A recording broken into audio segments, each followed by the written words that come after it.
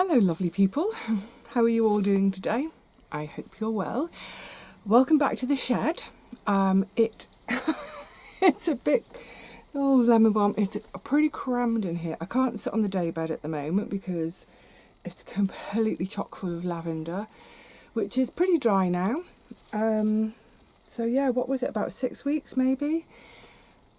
I haven't taken any of it home yet because I'm still taking home so many veggies every day. Yay! So I thought what we'll do today, for me, it's either the 3rd or the 4th of October.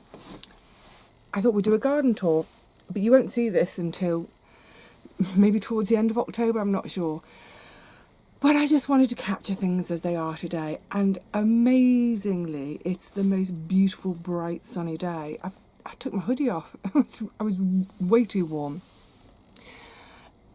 In fact, it's so bright, it makes it more tricky to film. But just in the last couple of weeks or so, we have been getting rain. So it has sort of greened things up again. But still not enough. Not enough. Not enough. We're still classed as being in drought. Certainly in terms of our reservoirs, lakes, rivers, they're all still really low. But in terms of the garden, there's been just enough rain to keep it going without me having to come every day to water. Hallelujah. Because I was really done with the watering. I think even by the end of August, I was like, you know what? I'm done. No more. Can't do it. So yes, things have greened up a bit, but also another reason I wanted to capture the garden today is we're going into that month of destroying the garden. This lemon balm's properly getting me. We're just going into that month where things are starting to go over, plants are going to start coming out, being chopped and dropped, chop and drop on the beds.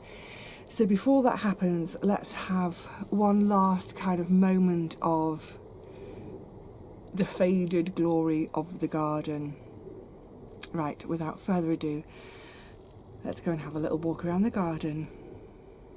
Oh, and I should just say as well, because we have had a bit of rain and we have, our daytime temps were warm for ages, and actually today it's really warm. Yeah, we've had a couple of really cold nights, but generally we've had more warm days than cold in September and that rain. So that means that there's a ton of weeds have just from nowhere, well, from the soil. It's almost like an overnight thing. So I haven't done any weeding yet. It's a bit of a state, but that's all part of this October, clear up, what have you. And I did have a comment quite recently, I think, when I was still in those last few videos, someone said to me, why don't you have any weeds? If I left my ground uncovered, I'd have weeds everywhere. Well, you know what? I do get weeds. I get the same amount of weeds as anyone else. But I pull them out. And normally, you don't see them because I'm always pulling them out. But they have appeared pretty much overnight, so I haven't had a chance. So, you know what? You take me as you find me. It's all fine. Right, now let's go up the garden path.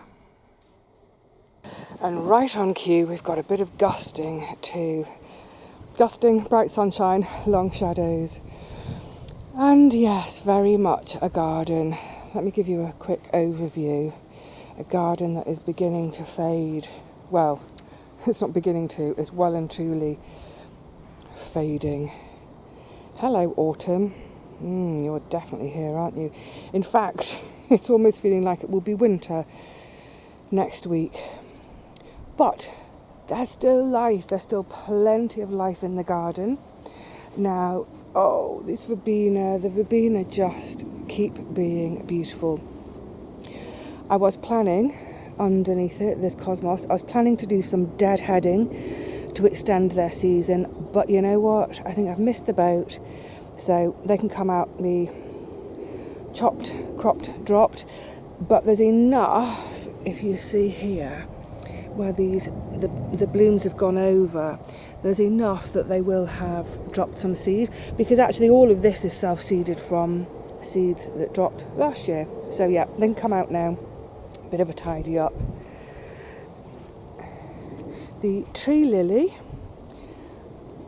is still holding on to a bit of green.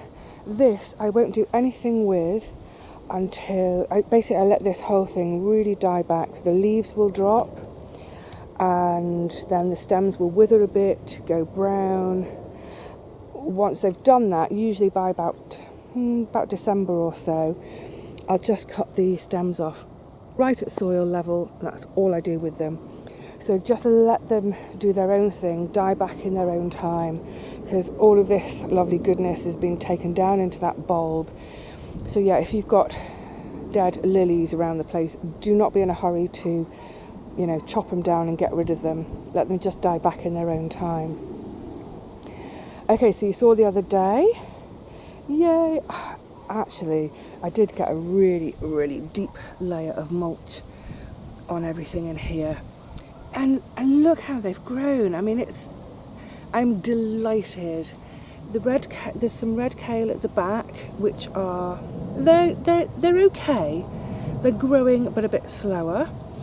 But all of these along this row and a couple in the back, these are purple sprouting broccoli. So, I just spotted aphids on that leaf. Right, I'm just going to have that whole leaf out. I know some of you watch Paul's allotment videos, and his brassicas really, really got massacred by the aphids. So yeah, I must remember that today, have that leaf away. Is that another one? Oh, blighters. Yeah, on that one too.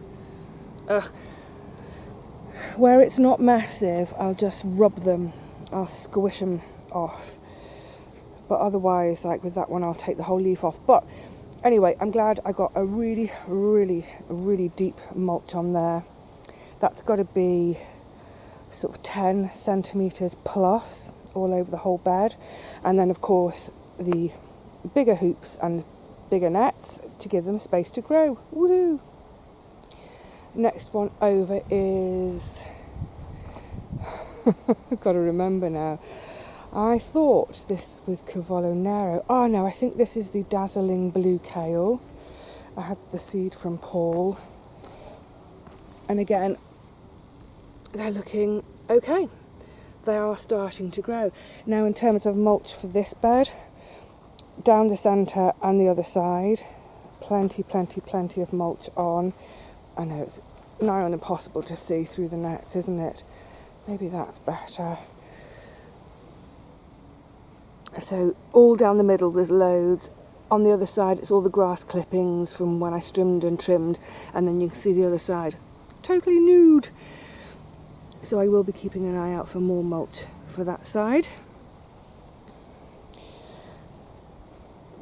I presume it's obvious. The courgette bed is pretty much done, but for this one plant, which is, opla,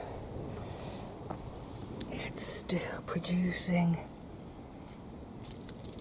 In fairness, we are getting to the stage now that it'll be too cold, but I'm not in a hurry to take it out. I don't have anything to go in this bed to follow it, so it might as well just stay there, and I'll keep an eye on the temperatures, I'll keep an eye on the plant, and if it looks like we're going to have a frost tonight, I'll just harvest any of the little fruits, opla, that are on there, because the frost will turn them to mush. Next door, they're looking okay. These are the little lettuce seedlings that Gary had spare, so I took a few, well, quite a few of them.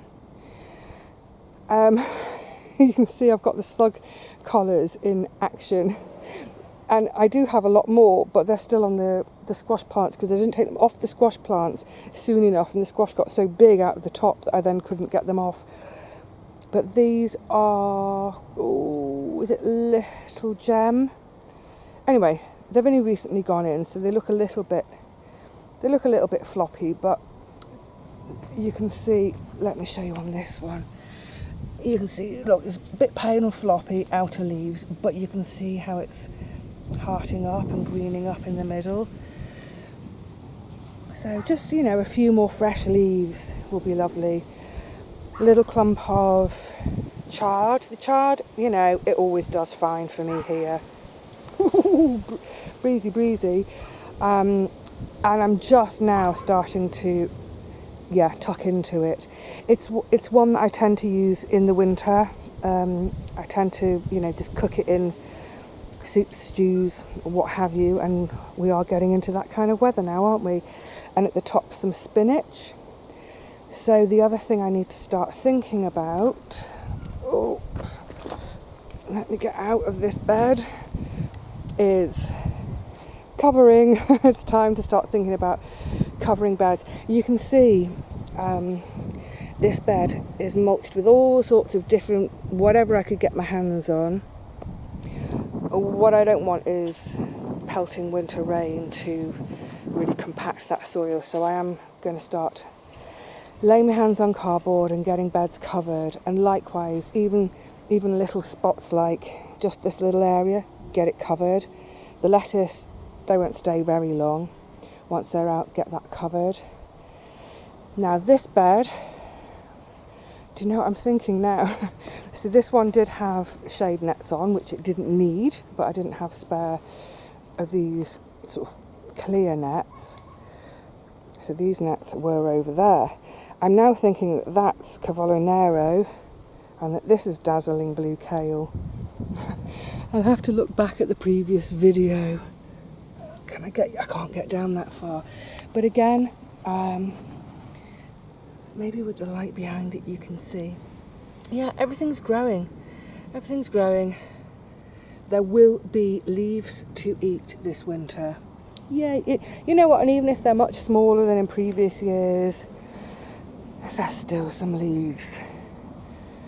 Oh, this is very much a dying back bed now. So this set of beans really didn't do very well this year. In any case, the few that are left are Borlotti. Whoa, Blackflyer, Go-Go, yuck. And they were so poor, really poor. Next to them are the runners. All going to be right into the light. How glorious. So I'm just waiting for these to really fatten up because I want the beans out of them as opposed to eating the whole pod. Some are drying, that's fine for seed saving.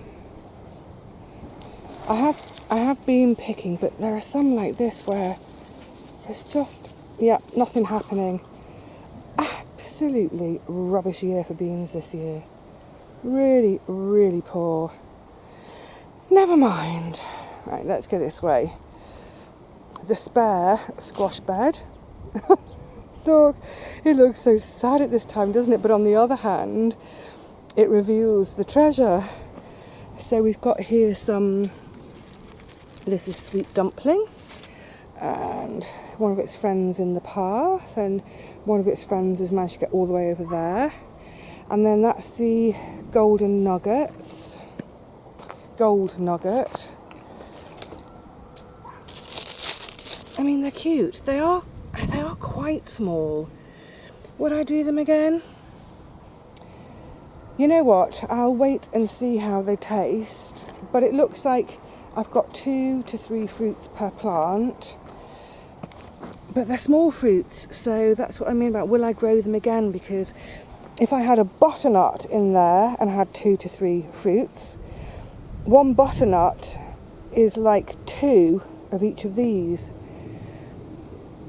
I think maybe if you had a really small space, I was going to say a really small space and get these climbing, but actually they were more clump forming than climbing. Well, you know what, I'll see how they taste and then I'll pass my verdict. But it's always, it's always great to try something new, always. Because until you've tried it, you don't know, do you? And you try something and it may be that that's the absolute perfect thing for you, your garden, your kind of cooking, your palate, etc. Oh, the tomatoes this year, amazing. I'm just going to come and stand to the side, bit of shade.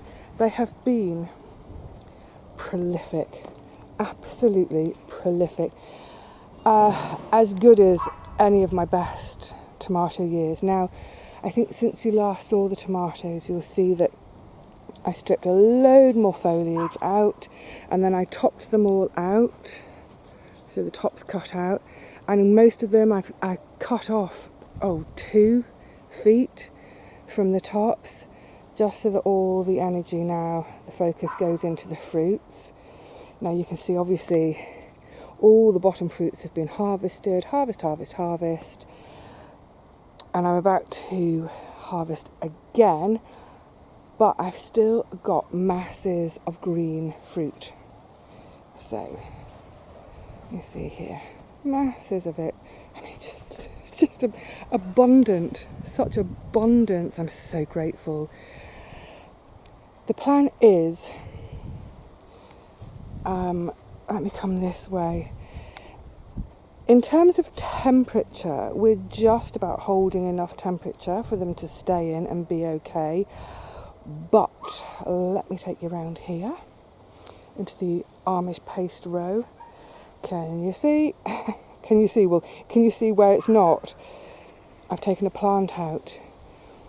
So 2 days ago, I saw about a sort of 3 centimetre section on one of the stems. Let me sort of indicate on this one, about that much. I saw it, I clocked it straight away, blight. Which I'm not surprised about, because we've had, like I say, we've had a lot of rain. It's not been heavy rain, it's been a lot of light rain. The air has been very moist. We've had high humidity and we've been warm. And, blight loves that. So as soon as I saw it, I clocked it. I was like, right, do all my harvesting that I wanted to do, and then quick, get that plant out and destroyed. Because I saw it in that one, what I will now do, it'll be my first job today, if I stay after the tour, is I'm going to get absolutely every fruit harvested today and taken home. The green fruit, I'm not a fan of green tomatoes in any form. Please don't suggest recipes, don't like them. But it happened last year. We got blight quite early. I mean, look at the beauties, absolute beauties. So I took all my green fruit home, and it ripened in my front window, and I processed it, and I've been eating it from the freezer ever since. So yeah, that's a job for today. But also, just while we're here, I want to point out the variety in this row. This was, or this still is, the Guernsey Island tomatoes, and I was very excited about them because, again, really prolific. But what I found with them is, oh my goodness, they split at the drop of a hat. I've never known tomatoes to split like these.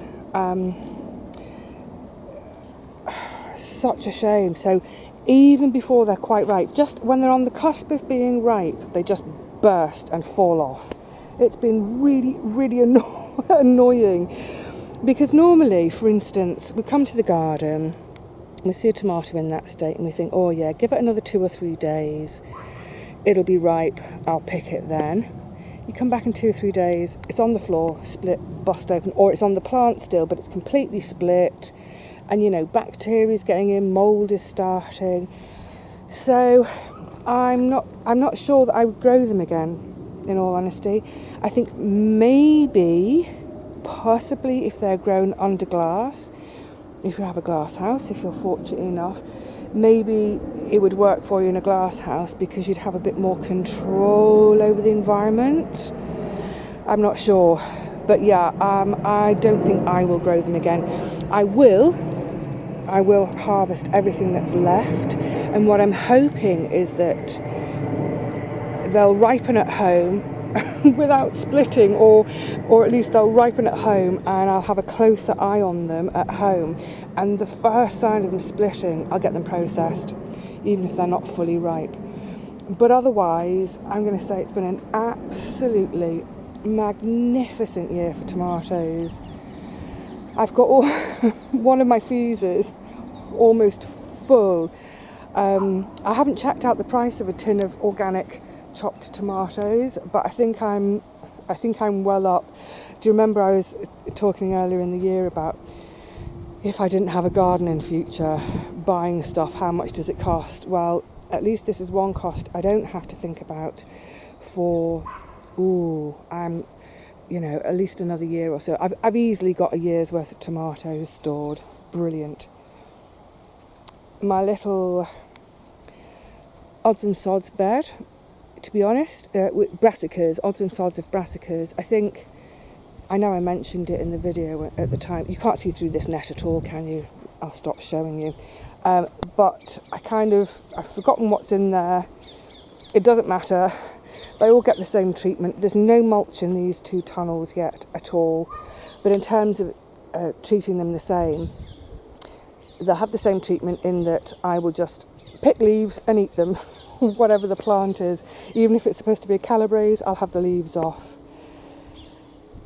Oh, another great success this year, which I'll have to show you more closely, is the beetroot bed. Now this is another really sad looking bed.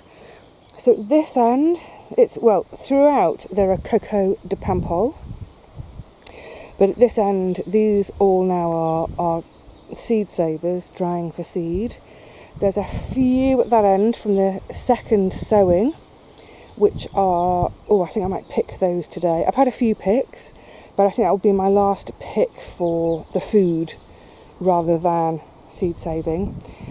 But throughout, where even the second sowing of coco de Paimpol, where they either didn't come up, actually it wasn't that they didn't come up, but that the slugs and snails had, I've dotted through this bed a load of beetroot, and they've done brilliantly. And you can see, I don't know if you can see, they're in 2s now because I've been harvesting. That one's a 3. But yeah, they've been great. Fabulosa. The plan with them is, rather than beet bourguignon, because I decided that wasn't really to my taste, beet burgers. Yay! I'll try and remember to do a video of beet burgers. And then this I love. So as you can see, I'm going to come the other way. Let me just, shadows, never mind. The main squash bed, you can see all the foliage has really, really died back. I just looked at that sky. We are not forecast to have rain today. Please don't rain. Yeah, as the foliage dies back, the treasure is revealed. So we'll start on this side. I'll get my shadow out of the way. But this beauty is one of the Muscade de Provence. Oh, it's gorgeous. Yeah, a mighty weight as well. This back bed was all butternuts. So a lovely couple there. And on the end, this was a spare blue ballet, which again is another one I've not grown before. It's rather lovely, isn't it? And again, it's a good size for one. I'll taste test that and let you know what I think. But yeah, otherwise it's butternuts in here. See, lovely. Oh, gorgeous, gorgeous, gorgeous squash. I do love my squash. Morning, Rosie. More squash, more butternut, I mean. And then over here, this was the one that started out really dark green. And it's supposed to be a Waltham. It's supposed to... She's rubbing on the stick, which is rattling the topper. Yeah, they're all supposed to be Waltham. But it came out really dark green, and it has now eventually started to... The light's tricky today. sort of go an orangey colour, but not the sort of pale buttery colour of the butternut. A slightly misshapen butternut. The second Muscat de Provence, so I've ended up with one fruit per plant. That's actually upside down. That's its bottom we're looking at. Ooh! Cover yourself up! Beautiful. And then I'm so pleased with this. Oh, and there's another blue ballet there. It looks like the blue ballet have only given me one fruit per plant, which, that's not great. Never mind. But this, oh, I'm so happy. It was in the path, but I've moved it because I needed access for harvesting the cocos and the beetroots. This is a Long Island cheese, and I've tried, I think, twice before and never got anything. So I'm delighted with that one today, this year. Yay, I've never eaten it. I don't know what it tastes like. Now, interestingly, because I lifted it from the path onto the bed, it's much lighter than the Muscat, and they're sort of pretty much equi-sized, but it's much lighter in weight, so I don't know if it's not right inside. We'll see. Again, I'll let you know. Oh, this light today is beautiful. Oh, my neighbours have taken their squash in.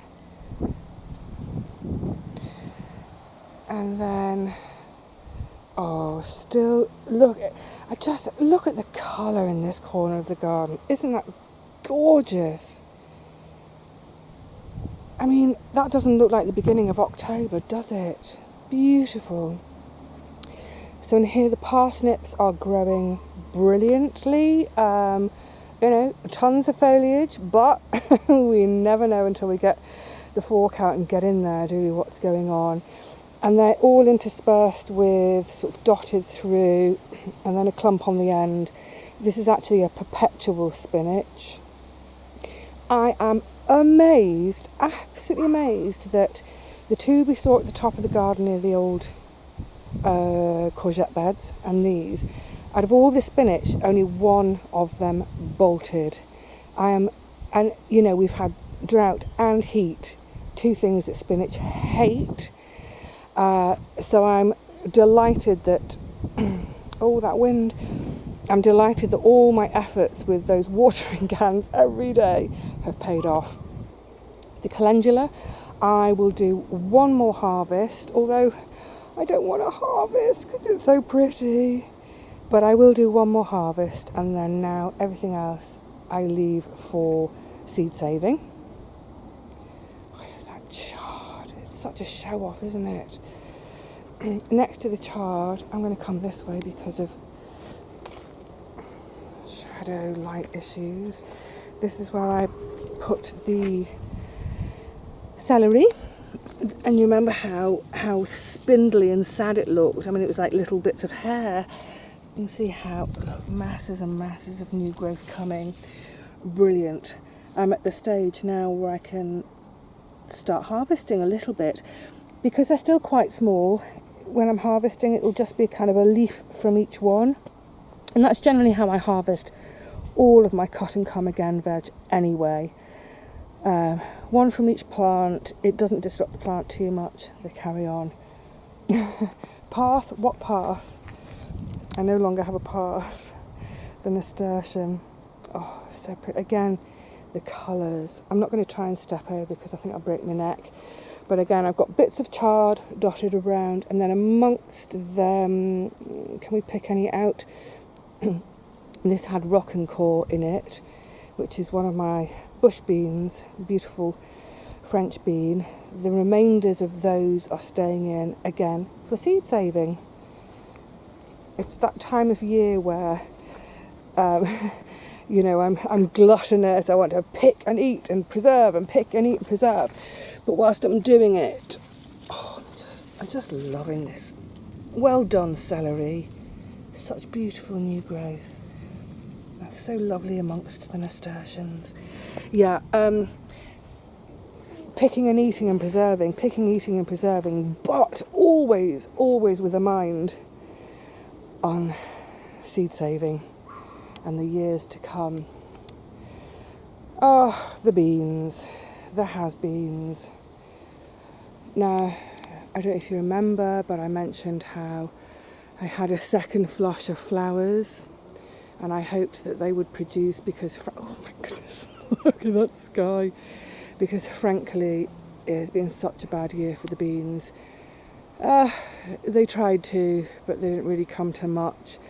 So the few that are left are for seed saving. Wow, look at all these baby shield beetles. Wowzers, there's tons of them. Almost big grown-ups now. They're in, look, they're everywhere in various stages. Look, a teeny tiny baby. Oh my goodness, they have proliferated. Like, they're everywhere. Oh my giddy goodness. I don't think I've ever seen so many. Never mind. They won't do any harm. So what is left, leave for seed saving. And then on this side, there were a few. I have done some picks, of course, but there are a few that I identified, like these, that I was leaving in the hopes that, can we look sideways to see if, excuse me, the beans will fatten up. Oh, yuck, look at the black fly. Oh my goodness. Do you know what I think it is? I think this summer was just, it was just so hot and dry. All the bugs kind of, I don't know, can they delay hatching or whatever? It seems that now that we've cooled a bit but are still warm, it's like they're seizing the day to go mad. No, not fat enough yet. Almost fat enough. This side, it's all the gigantes.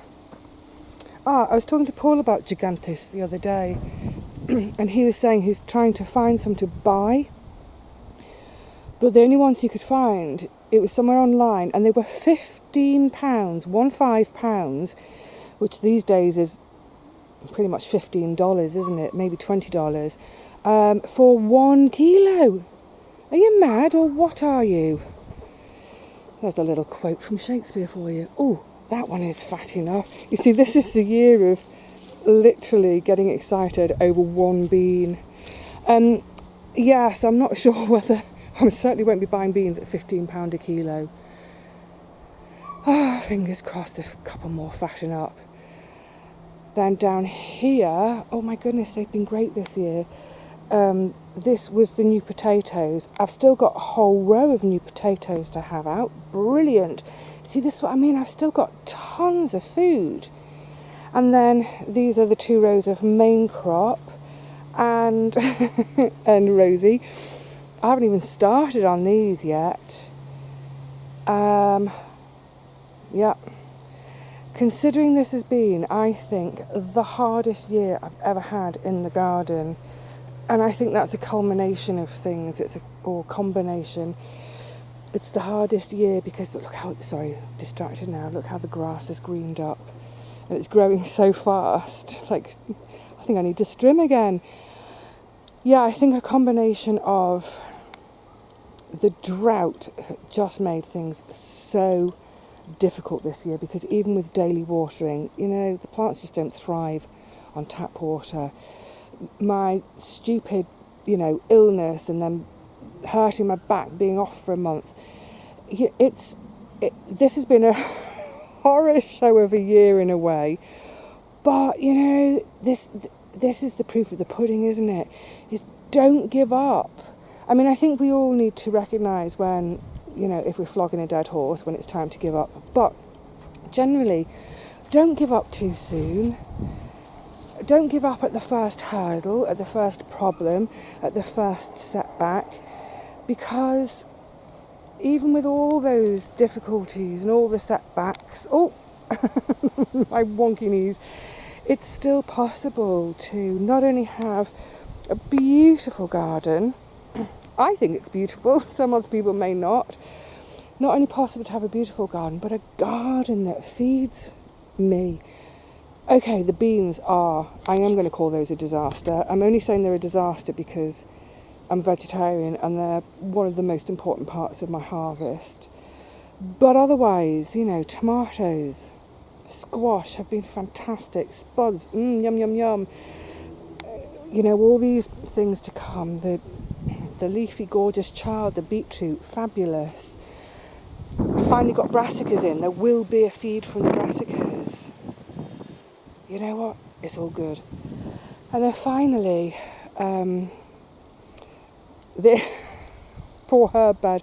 Herb bed is looking very tatty, sad, end of season. I'm going to do some work on this actually, which I will share with you, some planting. The rhubarb, I mean, look, it just doesn't know when to stop. It's fresh as a daisy and still producing. I've been having to take leaves off just to give me space to get down there. But look at the magnificence of this. Now, I've actually had to turn this pot because it was getting so big it was coming across the path. Let me show you from this angle. Oh la la. Oh, the colour. Isn't it beautiful? Because I was new to growing blueberries 3 years ago, I had no idea about the foliage in the autumn. Had no idea how beautiful and pretty the blossom was.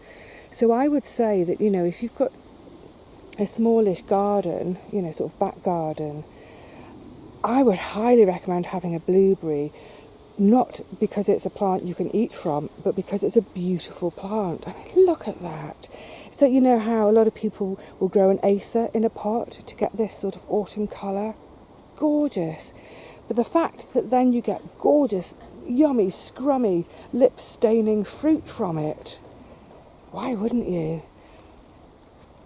So yeah, definitely. Oh, is that a little orb weaver? There's a spider. I'm going to close in on a spider, so if you're arachnophobic, look away for a second.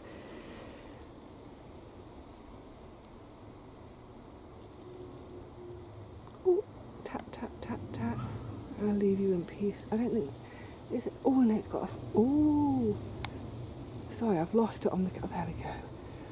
It's just reared its front two legs at me, as if to say, back off, I'm about to eat. Okay, I'll leave you in peace. Sorry, buddy. Yes, she's happily munching away on a fly. Yeah, sorry, distracted, but the colour, beautiful. And then it's such a lovely contrast up with the verbena, isn't it? Bit of a clash, but gorgeous. And then the lushness of the rhubarb leaves with it. Oh, gorgeous colours. Yeah, there's quite a lot to do in the herb bed. This pretty little self-seeded borage. Oops, let me turn you over. Such sweet wee flowers. They're gorgeous. I always think with borage that I should grow it up on a shelf so that I'm looking up at the flowers rather than down on them, because they always sort of hang down. we can't see how pretty they are. Oopla. Tons of self-seeded. What is that? I'm not sure, but there's too much, so some of it's going to come out. Whew, lovely, lovely, lovely. Lots of deadheading to do. It'll happen, no hurry. Well, the only hurry that there ever is in the garden is making sure that I'm making the most of the veggies that are coming. And if I can't eat them today, make sure I get them preserved for tomorrow, as it were. But yeah, all things considered, in this hardest of hard years, I'm pretty pleased with what I've been getting and how the garden is looking. And now I'm going to bid you all a fond farewell whilst I think about my first pick of today. I'll see you all again really soon, I hope. Until then, cheerio.